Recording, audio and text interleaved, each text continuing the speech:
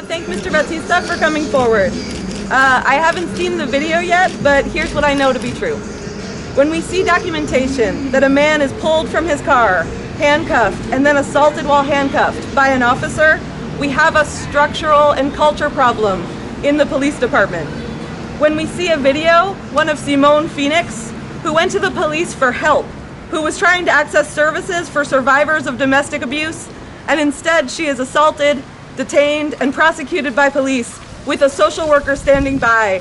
We have a structural and culture problem in the police department. When Jonas Pierre continues to sit in jail without bail, without his family being able to see him, because his probation was violated, stemming from charges when our criminal justice system violated his First Amendment rights back in July, we have a structural and culture problem in the police department. And when we see a video of a young man, Jamal Gonsalves, unconscious on the street after suffering an obvious head injury, after an incident with a police vehicle, and officers are trying to drag that young man on the pavement by his arm, we have a structural and culture problem in the police department. So we have been living in these either-or times for a long time.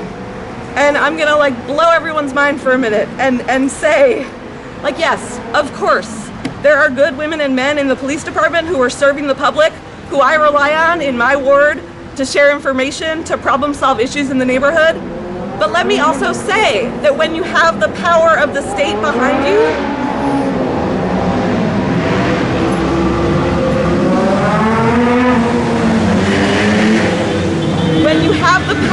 of the state behind you, you should be held to the highest standard of transparency, accountability, and truth. These incidences that I just listed, which is not at all a complete list, these are moments that ruin people's lives.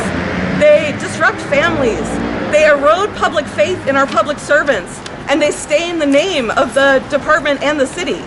And the best thing that can happen next is truth-telling and hard conversations.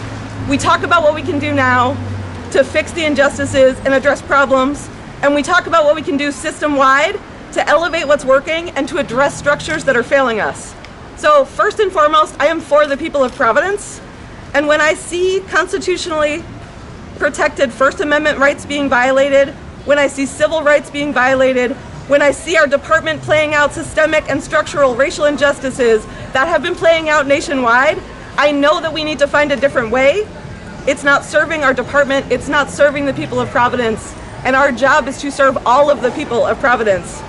So City Council, coming up, we've got difficult and important conversations about what community policing is, about how we can divert calls from police to non-police interventions for substance and mental health issues, about how we can expand what works for street violence intervention to engage the community in non-police interventions. We can't have any of those conversations if we don't know the truth. We can't serve our constituents, we can't dig in deep to what's happening in our neighborhoods if we don't have an institution like PERA at the table, a full partner at the table, a vehicle for community voice, for constituent voice, for the voice and of accountability and truth. So I just want to thank again Mr. Batista for coming forward and invite him to come on up.